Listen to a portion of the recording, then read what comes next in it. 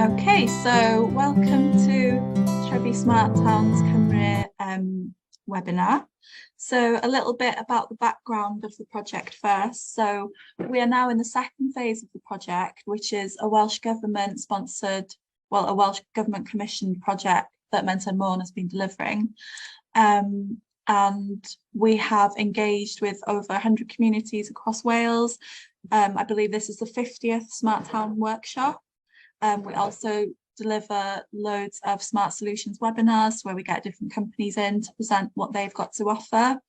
We've commissioned 10 digital placemaking plans, and we're moving forward to further support those towns now at the moment. And we're also preparing case studies, different showcases and masterclasses. So to start off with, what is a smart town? So a smart town is an urban area that uses different types of electronic methods and sensors to collect data. Insights gained from that data are then used to manage assets, resources, and services efficiently. In return, that data is then used to improve operations and future prosperity across the town. So we'll look at that in more detail later on. So just quickly, a quick overview of how to become a smart town. We'll be dealing with all these points. So first of all is an action plan. So in order to build your action plan, you need to look at the people and the place. Every plan will be different, every role will have different priorities. And then we look at installing different digital infrastructure.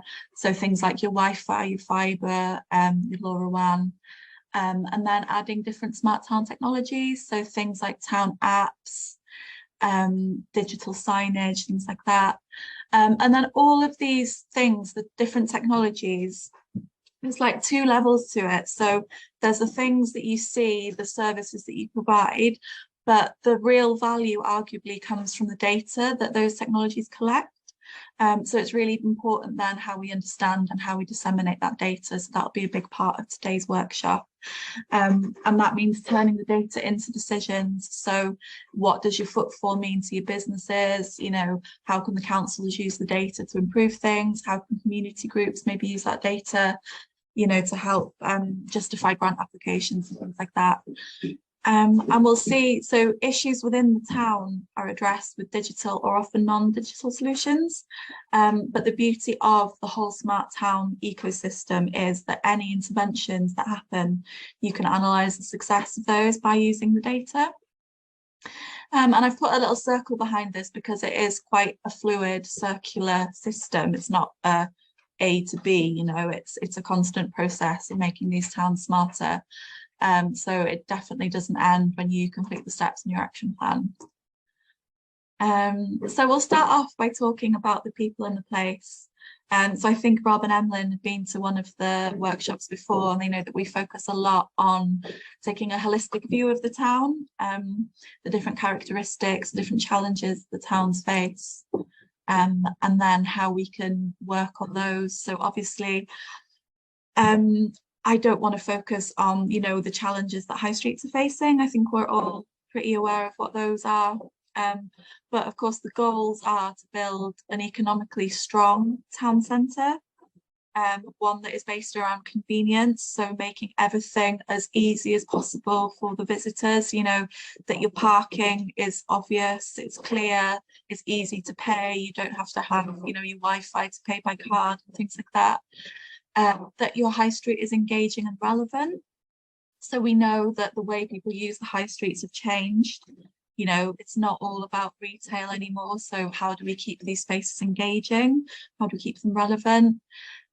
Making them resilient and adaptive. So, you know, your co-working spaces with different events to bring people into the town centres, you know, reusing space in different ways, like your green areas, making the towns, you know, a nice place to live and to be, and of course having an authentic experience. So, you know, all the different towns in Wales have such different atmospheres in a way. You know, you've got your slate mining towns, you've got your market towns, your rural towns, and it's about bringing the history into that experience as well, and that is something that technologies can help with as well. I'll share these slides at the end as well, so you can have a good look at the different graphics and things, because I think some of them are really interesting. And so the challenges, I said I wouldn't focus on them, but this is some of the feedback that we've been getting time and time again from the workshops that we've been doing on the ground. So things like not enough trains, buses, parking, empty shops, that more people are shopping online, leading to off-putting buildings that need revamping, an attitude that there's nothing to do in the town, and then of course this leading to young people moving away, and exacerbating all those problems. And then all those problems of course lead to low footfall, which then lead to more of these problems, and it's a really vicious circle and difficult cycle to break. So it's clear, you know, as I've said before, high streets are changing. And the things that we need to do to deal with that is, you know, to get people to stay as long as possible, to explore as much as possible, to increase the dwell time, increase those repeat visits, guarantee a few purchases, and, you know, make sure that the high streets are safe and attractive. So things like cleaner air, low traffic zones, just finding those ways to encourage people to spend more time on the high street, which will then help the businesses and will help, you know, regenerate those different issues. There'll be lots of examples in here from Cardigan. So this was originally Clive's presentation, who was the mayor of Cardigan and works closely with smart towns. So we're not advertising Cardigan as a tourist destination, but they are they are the kind of smart town of Wales. They've done a lot of the things that we're talking about. They were the first people to do it and to do it really well. And we were lucky enough to visit Cardigan last month as well and see, you know, what a really bustling, thriving high street it is. So we'll be taking lots of good examples from them. And so some of the things that Clive had suggested were, you know, different events, Sunday markets, shop local cards and loyalty systems, better street lighting, better signage, you know, making sure that it's obvious where people want to be going. Cycle racks, parklets. I think during the pandemic, this was something that came up along as like using spaces, you know, for the businesses, things like that. Street entertainment, open air exhibitions, different hubs and spaces, so things that I've kind of covered already. And what I'm sure you'll have noticed from that list is that lots of those, they are not smart solutions. They don't involve technology. They're just your general, you know, your general town planning and regeneration things. So what does the smart bring to the table? So using the technology and the data allows us to have solid evidence of issues. One issue that someone brought up to me was in Portmaddock that the buses all leave before the shops close, which was then causing problems for staff who had to get a bus. So they would then have to close the shops early and there were still people on the streets. So using data, using footfall data, bus timetable data, we can prove these issues. Using the footfall data, we can support applications for grants. So we can say, do you know what, we put this event on and actually X amount of people were on the street. That was an X% increase. And the businesses can then say as well that they saw a difference in sales. So you can measure the progress and success of any interventions. And this really importantly is something that big retailers have been doing for years. So your Tesco, your Morrisons, everyone, they use this Wi-Fi analytics system. So they know how long you spend on each aisle.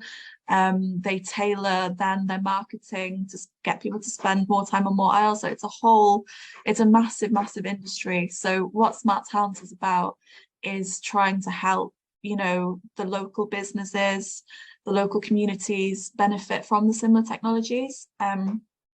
You know, let them learn more about their visitors, their prospective customers. And then there's a possibility as well of taking it even further and having a town-wide marketing strategy. So everyone working together to get those return visits and to help, you know, to help get the town thriving. So what we can do really is be part of the change. So move with the times and not get left behind. So measuring footfall is one of the most important things. As I said, the data is really valuable. And this is because this is what actually towns and policymakers are using to classify towns these days. So having this data put you ahead in terms of, you know, applying for funding and things like that, and trying to improve the towns. So one of the key things, obviously, before we even get started, is thinking about a smart town team. Now, I know lots of people that I've spoken to just go, oh, smart data, no, that's not for me at all. And I think the really important thing to note is, like, as we saw, lots of the solutions don't have to be digital, and you don't have to be a tech head either to actually get involved, you know. We've got town councils, business owners, tourism, regeneration groups. Lots of it is driven by social enterprises, local government. But then, you know, we think outside the box as well, you know, so certain businesses won't have the digital skills. So why not get, you know, work experience kids in? You know, these people have grown up around technology, so they can bring that to the table and also get valuable experience for their CVs. Local champions, you know, your business owners might be the ones that really want to see the change, but won't necessarily have the time to put into it. So maybe your local champions, maybe your older people who, you know, have got the time and would like that interaction and would like to, you know, help their town. So really, it's not just your digital champions, it's anyone with a positive attitude and anyone who wants to see their town improve.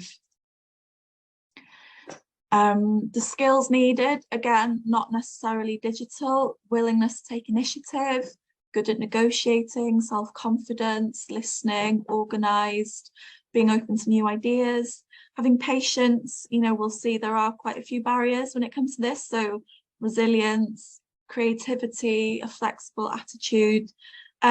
Definitely need decision makers to take calculated risks.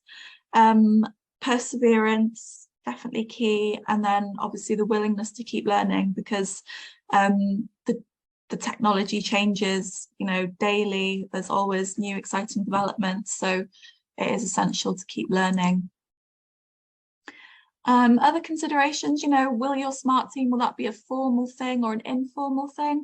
Obviously lots of community councils drive it, so that would be quite a formal thing, but then we have other places, you know, where it's a lot more informal. Funding is obviously an issue, and that's something that we'll be providing another workshop on soon. The overarching plan, I think this is really important, because place-based plans are becoming more and more common. Lots of councils are making them, making sure that every town has to have one. So it's important then that digital is included in that. We don't necessarily need to come up with, you know, all these different plans. It's making sure that they all tie in. And then it's, you know, finding that balance of meeting up, of people's responsibilities. You know, lots of people are reluctant for it to be another kind of talking shop charade. So it's about finding that balance, you know. Sorry, I haven't disabled my chat. Okay, so let's dive into the technology. So your digital infrastructure and smart town technologies. So first of all, fibre, as we know, can be a bit of an issue in Wales, especially in rural Wales. Some of the speeds, you know, just aren't sufficient for what you need to be doing, especially if then you're introducing things like apps and video, then you need greater bandwidth. So you need to take into account where points of access are around the town, and making sure that if you are laying fibre, that needs to be as close as possible to the trading centre. Mentor Morn have a programme where we help try and bring fibre into these communities. So if that is something that you're interested in, then drop me an email or pop it in the chat later on, and we'll get back to you on that. Mobile infrastructure, again, you know, the rollout of 5G hasn't been as quick as everybody expected and hoped. There are definitely, you know, spots where that needs improving. So that, again, something to take into consideration when you're considering, you know, different technologies, is the coverage. Wireless, so your Wi-Fi, again, town Wi-Fi is one of the kind of starting points of a smart town. So here are some maps. We've got Tenby and Aberdaron. So this is one of Menton Moor's maps where we put the access points and show which areas are covered.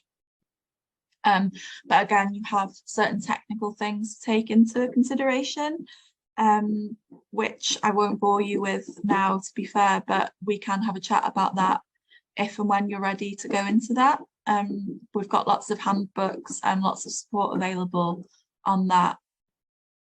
LoRa 1 is something that is also quite cutting edge and quite important. So LoRa 1 stands for Long Range Wide Area Network. And it transmits tiny bits of data over long distances. So depending on where you are, you can send data up to 10 kilometers in rural areas.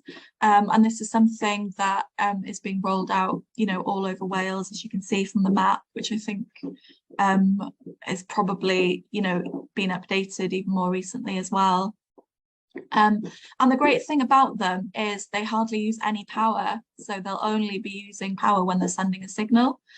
They'll use a bit more power when they're sending it over over a further range, but it can be used for all kinds of cases that we'll look into shortly. Also, there's no license-free spectrum, so once someone has a gateway, then anyone can add different sensors to it and get that data. And I'll talk a bit more about that in a bit. But these are your main kind of the bones, the infrastructure that you need before considering the different technologies. So as I said, town technologies, Wi-Fi and Wi-Fi analytics are a really good starting point. So Menton Moor have rolled them out over Gwynedd and Anglesey. I think Conway are rolling them out up here, and then obviously all over Wales. That's happening. So the Welsh Government has also given each county a Cisco Meraki Wi-Fi system. So that collects data and has a different dashboard. And then there's all kinds of ways of presenting that data. So just simply, Wi-Fi analytics work really, really basic. So they don't collect any personal data. It's all GDPR compliant. What it does is when your phone is in the area for more than 5 minutes, your phone sends out a little signal when it tries to connect to your Wi-Fi. So that's how you connect automatically to your Wi-Fi when you get home. So your phone is always looking for that signal. And what the Wi-Fi hardware does, it just collects that little signal and it counts it as a person. So like I said, completely anonymous, no personal data collected, apart from, of course, your login. So if you do decide to, so you can do that without actually having people log into the Wi-Fi. So anyone is counted regardless. But if you do choose to offer a Wi-Fi service as well, then you have the opportunity to get more data. So you can collect email addresses securely for your email marketing. You can also collect demographic information, so that helps you really target your marketing. So, you know, just send your emails to, you know, people who are visited on holiday, this time of the year, this age group, if you've got an offer that you particularly think they might be interested in. And of course, you can also then use it for a different reason, you know, to target your local people, to let them know what's going on, what's available, to give the community the information that they need. And yeah, I think I've covered all that there. And this also gives the opportunity for towns to have their own landing page. So that landing page will be owned and maintained by the community. This is a really great example, I think, in Bethesda. You've got your map and then you've got every business that's in the area. Of course, you can link that to whatever you want that to be, whether it's the local council, chamber of trade. But of course, as with most things with smart towns, you have to consider who is going to do this, who's going to set it up, does something like this exist already, who is updating it, and who's coordinating it. And this is what I spoke about, so the dashboard. So this is an example of the Cisco Meraki platform. So we have a webinar next week, actually, if you'd like to really dive into that with someone from Cisco is actually presenting how you can get the most out of your dashboard. This is just a quick little example. So this just shows the daily average visits. So how long people are typically spending on the high street. this is something that we were looking at for Menai Bridge. Some of you may know that the bridge has been closed, so we've been reporting regularly on the data to see what effect that's having on the high street. So it's when, you know, an event like this occurs that it's really useful to see, you know, that the data really becomes useful. Otherwise, you know, people look at it and, you know, it's, of course it's interesting, but, you know, what does it really tell us if we don't have a problem? And Menton Moore have also developed their own platform in partnership with Coda Garden. So this platform, Patrum, is open access. So with a Cisco Meraki, you have to have a login, or you have to then report it and share that out to the businesses. With Patrum, anyone can access it. So, you know, people that are thinking of starting their own business could look at the data and go, oh, you know, there might be a gap in the market for that. These times are busy. They can work their business plan around it, as well as obviously your established businesses who can consult this data on a daily basis if they like. So here we can see things like, you know, the slump following the October half term, obviously the seasonal slump. We can see that some places have a really clear pattern that they're really quiet on Sundays, and there's all kinds of other data as well, which we can go into detail later. Another smart town technology is a town app. So this is something that lots of towns have been really interested in. Cardigan, our kind of poster boy here, has a really great app. And it can do things like, you know, using geolocating, it can send you little pings. So outside the surf shop, it can tell you to pop in and, you know, get some advice about the best beaches in the area. So it's bringing the kind of the local, the personal feel to the, you know, to shopping, things that you can't get online, you know, that interaction. So there's a lot of things that you need to think about with an app. Obviously, again, it's tendering the work out, who's going to maintain it. So I think to build, you know, what they call a native app would cost about £5,000. There are more kind of off-the-shelf apps where you can just put your information in, which tends to be a bit more affordable. But again, that relies on someone maintaining this. So you can have all kinds of information on there, you know, your guided walks, your history, your games, even virtual reality. And then, of course, you have your analytics that come out of it. So that's, again, adding more data that you can use to find out more things about your town, and how people are using the town, what they think of the town even. You could have surveys and things on there. Loyalty systems, but again, one of the considerations, of course, is the cost and the upkeep. There are also several digital high street platforms.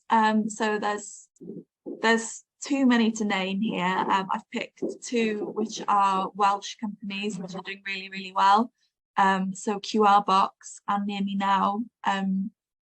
So the difference really, Near Me Now is a platform, and they've also just launched Visitor as well, but we can send out more information about all of these things.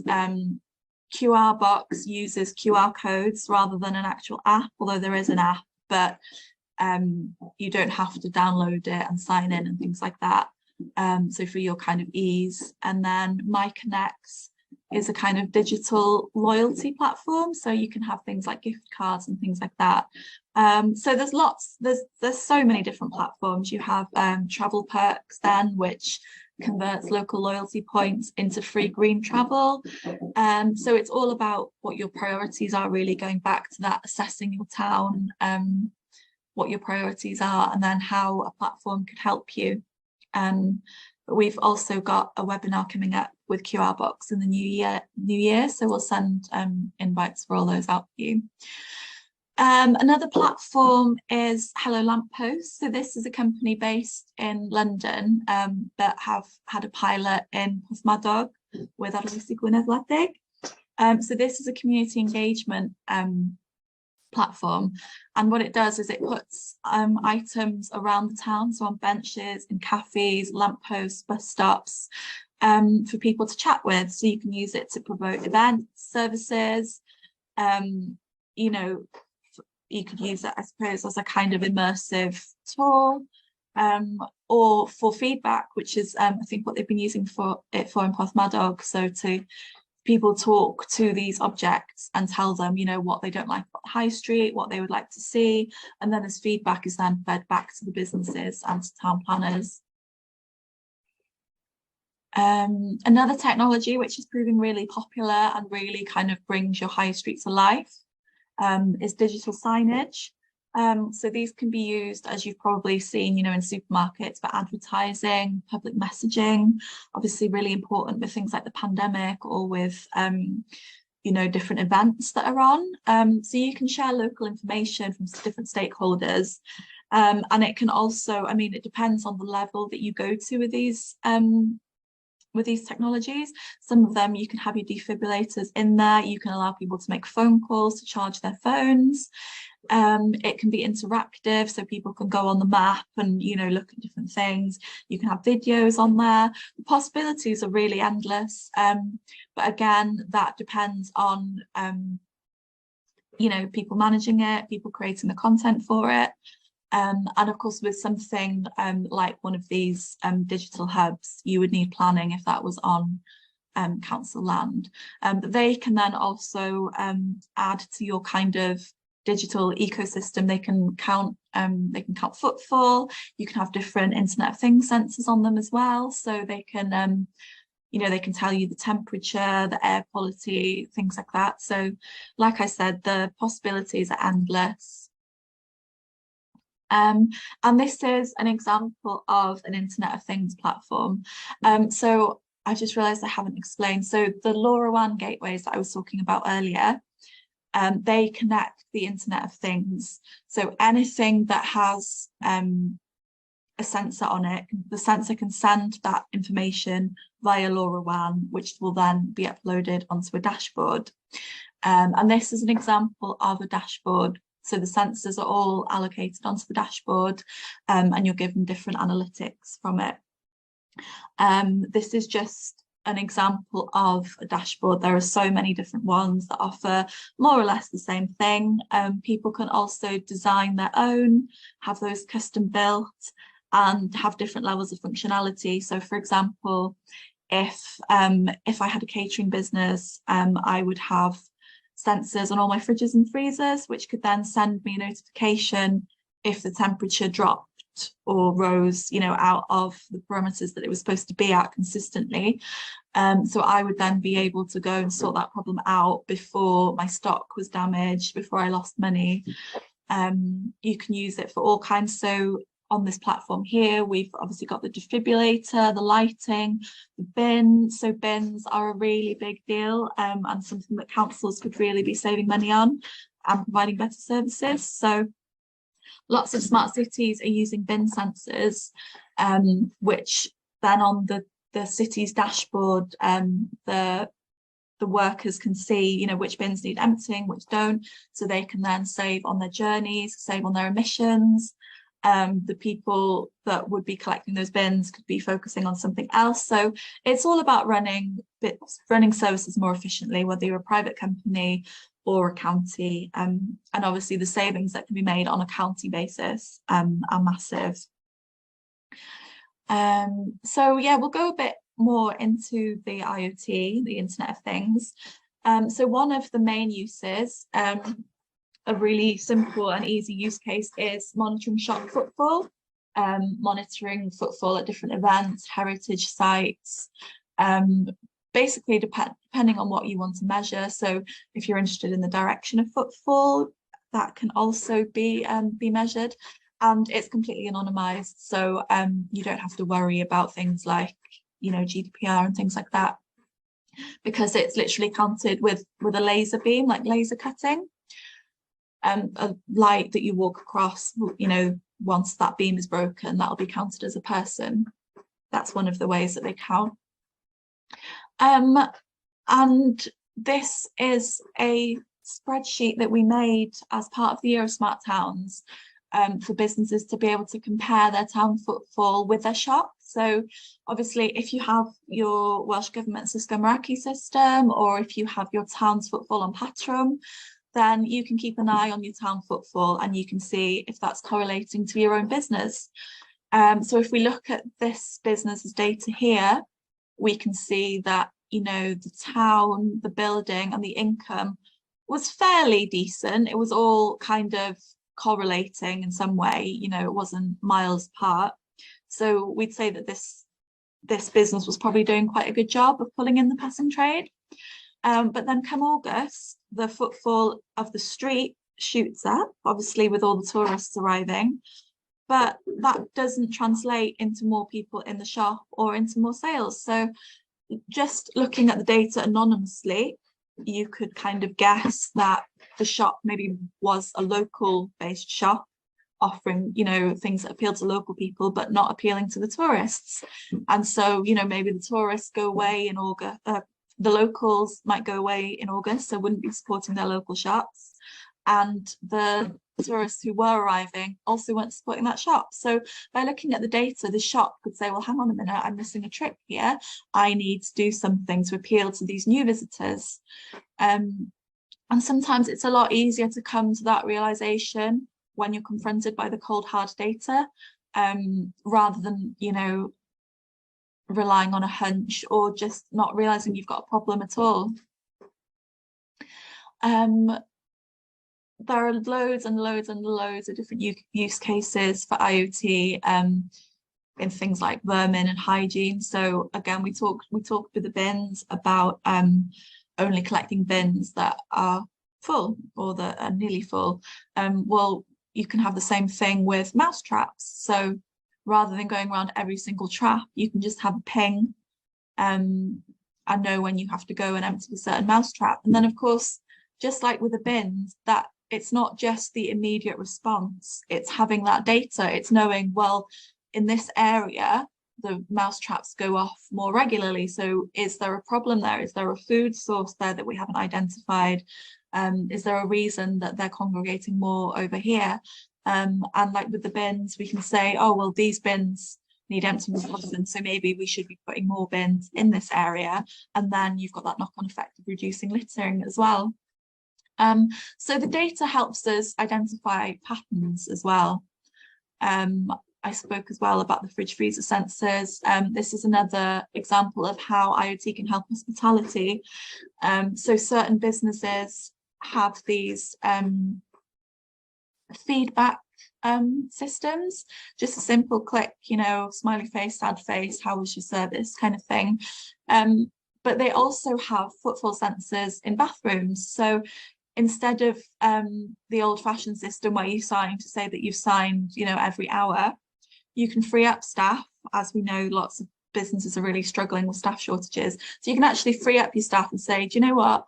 You can go and clean the toilet after 20 people have been in there. So if people haven't been going in, you don't need to go around and check everything. You'll just have that alert, you know, after a certain amount of people have been in, and then you can go and clean it. So it's all about working smarter, not harder. It's cheesy, but it's true.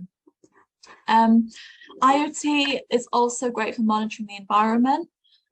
So measuring things like temperature, humidity, CO2, air quality has become really important, especially since the pandemic.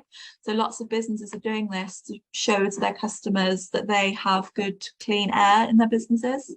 You know, that encourage people to go there. The sensors also monitor things like sound, so that can then be used to monitor things like antisocial behaviour, to identify the times that behaviours are happening by identifying the sounds. So rather than having CCTV, which you need, you know, different permissions for, something like this is relatively cheap. It's completely anonymous, but it does allow you to identify a problem. And as I said before, it can send an alert. So that alert could go to, you know, a responsible person, a janitor, police, you know, depending on the severity of the problem. This is another really useful use as well. So door sensing. So if anything's been tampered with or, you know, used in an emergency, that can then send an alert to the appropriate person to, you know, to either replenish it or to go and help the person who's in an emergency. Car parking, we know is a huge issue in lots of towns. Lots of places tend to bring up the fact that there isn't enough parking, especially street parking for the shops on the high street. Now, what you can do with having different parking sensors is you can have a dashboard so people could see before they even go into town, oh, it's 60% full, or oh, it's 30% full, you know, so I'll go there. So something like that being rolled out would obviously be quite expensive. So that could also be done on a smaller scale. So to help the people who need it the most, so accessible bays, that could be shown on an app, so people know that when they get there, they will be able to park. Again, it also helps identify problems. So if you're aware that a certain area is always full, but somewhere else isn't, then towns can look at, you know, providing free or cheaper parking somewhere else to encourage, you know, spreading people out, and then obviously directing footfall to different places in the town while they're doing it. So again, you know, data as power helps run things more efficiently, but also helps identify potential issues and solutions. So barriers, obviously rolling something like this out, you've got to take into consideration, unfortunately, people's attitudes. Lots of people don't understand the technology, need educating on that. There's a few conspiracies going around, so that can also be difficult to deal with. Things like planning rules, having permission to host the technology, the security of the devices, and, you know, power supply, your basic practical issues, really. IoT, as I said, doesn't use a hell of a lot of power, and you can also have them solar powered now as well. So that's something to look into. With the access points, some of you probably know, some of you might even have signed one of these. We get way leave agreements for people to host the access points, and that just tells them who's responsible for everything. And it is a good idea to have all this information available to whoever wants to see it, but we can help support that as well. Another barrier, unfortunately, is people's digital skills. So lots of the things that we're talking about, you know, they're quite technical, and that can put people off.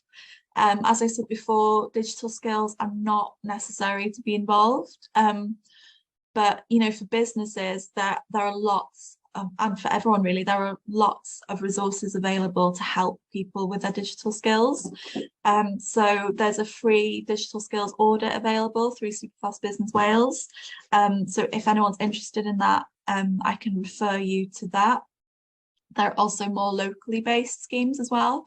So I think Siwan's in the webinar. Siwan is an officer for Gwynedd Council who helps businesses improve their digital platforms. And obviously everything like this helps support the traders. It helps put digital at the heart of businesses and offers them new routes to sales. There are different levels of the digital skills necessary. It's not always talking about, you know, these dashboards and the data and things. It can be as simple as using the right hashtags on social media to get people to your business or to your street, managing your content, and then obviously all your usual spreadsheets, infographics, and office applications. So if anyone does want any further support with this, please let me know. So yeah, we've kind of overlapped on this already. So understanding and disseminating the data. There's a lot of data. Sometimes it can be overwhelming what to actually do with the data. You've obviously got your Wi-Fi analytics, like your footfall, your dwell time, your demographic information that comes from that as well. You've got your sensor data. You've got social media analytics, which can be really useful as well. So your Facebook, your Twitters, all those. You can also have subscription-based data. So platforms like Springboard collect all kinds of data about your high streets. So your footfall, your different benchmarks, obviously things like that cost. But there's also so much open source data out there as well. So Google My Business, OpenStreetMap. And what's really, really useful is combining these data sets. So by itself, you know, as a business, you could look at the town footfall compared to your takings, as we looked at earlier. Then you could also compare that with, you know, your social media analytics, the town's social media analytics. Wow, my Alexa's just started talking. I'm really sorry. She must have been interested in this webinar. That's a bit creepy. So yeah, it's combining the data sets that is really useful. Finding different trends, different things that influence different aspects.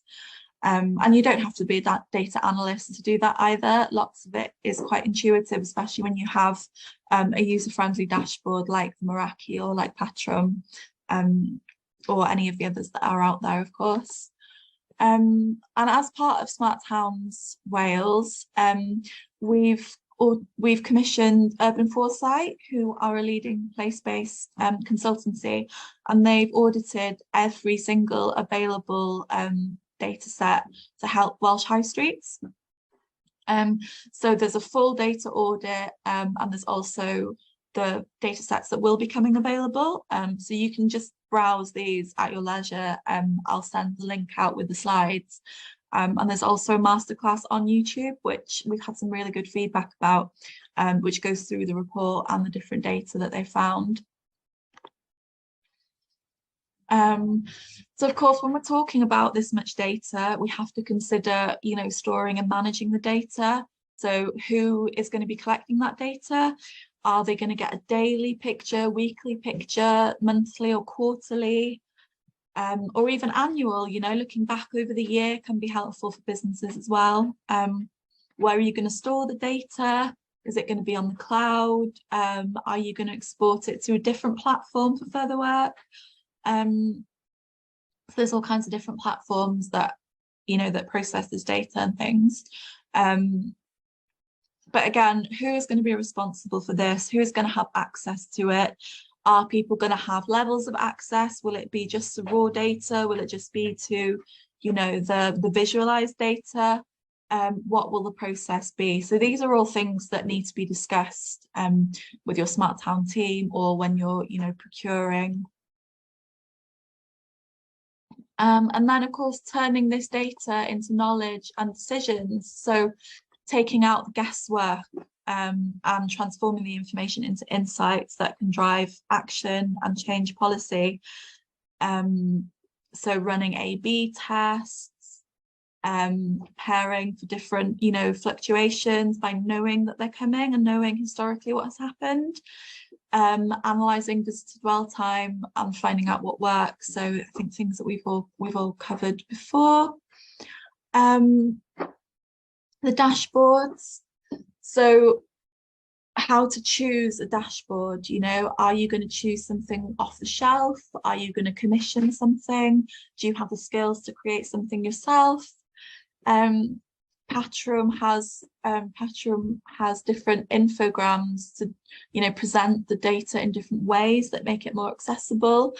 But you can then decide to, you know, to then report on that. So there's different steps, you know, to how you want to take it. Considerations, obviously, your GDPR. It's really important to do a data protection impact assessment, which as Smart Towns we have a kind of we have one that you can look at and use, really edit it to your own use cases. There's also a template available, so if anyone wants more information on this, please get in touch and I'll send that out to you. So there are certain cases where you have to do this, and it's also just good practice that you have it to kind of cover all bases. So if you're interested, then do let me know. Here are some examples, again, of the data being visualized. These are examples from Cardigan. So they're able to tell, you know, where the visitors have come from, week on week change. and it's just visualizing it in different ways that make sense. Wider considerations, again, the GDPR. So it's really important on your Wi-Fi login that you have all bases covered, that you have user agreement, terms and conditions, that people agree that they opt in, and of course that they are opted out if they tick opt out, so that your Wi-Fi marketing links in with that, and that is all done in a responsible way. It's also important that people are told that the data is being processed. So in the areas where Wi-Fi is collecting data, even though it's anonymous, ethically it is important that this is made clear to people. So this is an example of the stickers that we have in all of Menter Mórn's Wi-Fi areas.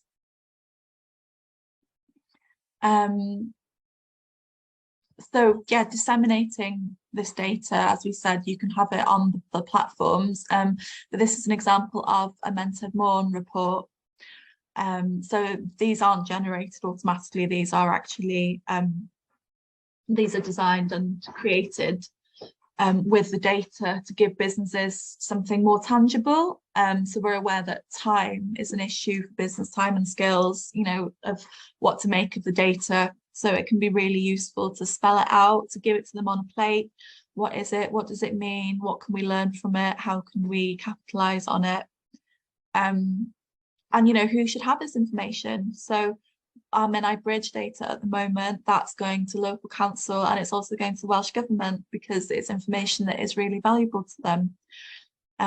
But then it raises the question as well, again, of who puts it together.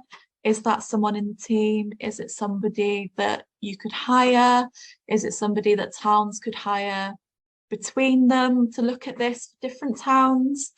And how then are you distributing it? You know, do you have a business mailing list? Do you use something like MailChimp? Do you put it out on your, you know, whatever your platform is?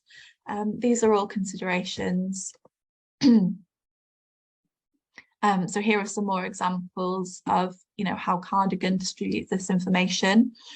So, you know, a newsletter here reminding people about the app, giving statistics about how it's doing. So it's really important that this behind the scenes data is used as well. Action plan, back to the start. It all starts with the action plan. So reviewing the high street, finding out what you want to achieve, looking at what resources you have to make those improvements. You know, is it a case of grouping together as businesses to drive things forward? Is it a case of going to your local authority? And then when those improvements are made, like I said with the circle at the beginning, it's measuring those achievements, seeing what other changes can be made, measuring those, and then building that step-by-step plan.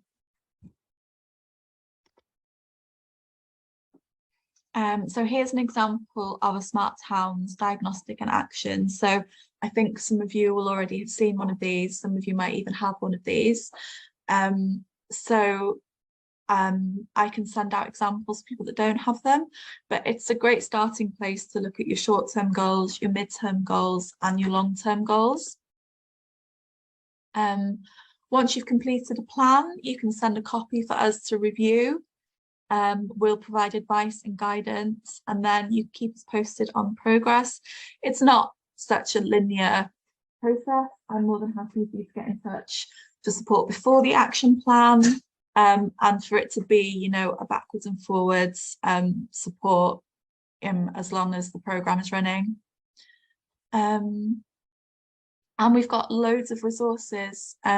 So we've got different case studies, we've got webinars. I haven't actually put our YouTube on here, I've just realised, but you can find it via Smart Towns Cymru. We also have a Twitter account and a LinkedIn group as well, where you can share all kinds of discussions. It'd be great to, you know, to discuss some barriers, some lessons learned. I think it's really important that we do learn from each other, because there are so many towns trying things out for the first time, but there are also towns doing something for maybe the second or third time, and they could really learn from the people who have done it for the first time. So it's important to build that smart town community as well. So before we go to the Q&A, I hope I haven't kind of gone through. Oh, we've got 5 minutes left actually, so we will go straight into the Q&A, in fact. So chat, let's go to the start. So Trevor would like ideas to bring more people to North Wales, standard guide system, so that people traveling through the various towns is their go-to guide. Yeah, that would be really great. And then business prompt as part of the guide. Yeah, so there are plenty of platforms that do that. I can send more information about that out to you, Trevor. Is there a list of towns that are already smart? That's a really good question, Alan. We obviously have a tracker where we we keep track of the towns that have engaged and things, but as there isn't an actual 1 to 10 kind of framework of smart, it's kind of how long is a piece of string. You know, lots of places have different technologies, but we don't actually have a way of saying if they are smart or not. But that's something that we can work on.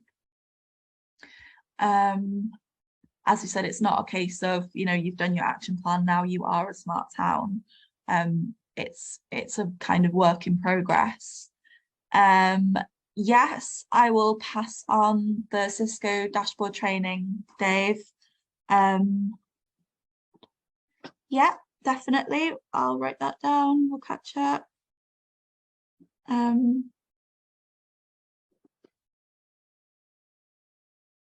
Where do you say we can get the growing with digital technology guide? Growing with digital technology guide. I'm just going to unmute you all. Oh, who is that? Was that Robert? I'll just unmute Rob.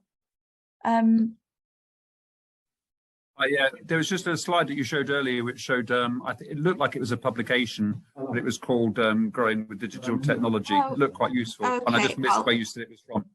I'll get that for you. I'll send that over to you. Oh, thank you. We had another question which we put in the chat there. Okay. Might as well just say to you. Yeah, fire away. So we're planning in the new year to start putting together quite a significant bid because we've got a lot of disruption in the village from the National Grid Cable Works. They've suggested that we put in quite a well-structured strategic bid into their grants scheme. And one of the things we're thinking about is try to build on what we've already got with the Smart Town. And we'd really like to have things like we can see the digital signposting to try and attract people from the busy end of the village, which is where the mountain railway and the start of the Snowdon Paths is. We'd like to see if we can use digital signposting and such to try and draw those people into the village either before or after their either their walk or their train ride up. So we'd quite like to think how would we get advice on how to put together a bid so that we've got accurate prices and we've got a sort of well-structured vision, because actually at the moment I don't know what the different bits of the jigsaw would be. Yeah. Leave that with me, Rob. That's definitely something we can support you with, whether that is Ellen or myself. But I will definitely get back to you with that, because I'm sure that would be a resource that would really help other towns as well. Almost like a package of what we need, because I can see otherwise we'll end up buying something and then find out that we're missing a lot of other things that you need in order for that to work properly. Yeah, I'm happy to have a separate conversation on this. I think there's lots of layers to it, but I'm just mindful of the time in case, you know, people come and see us sometime if you want. That'd be lovely. Yeah, brilliant. Yeah, thank you. I'll just see what other questions we have. Dave, scrutiny committee soon, send over the links. Yep, I will do that. Send over links.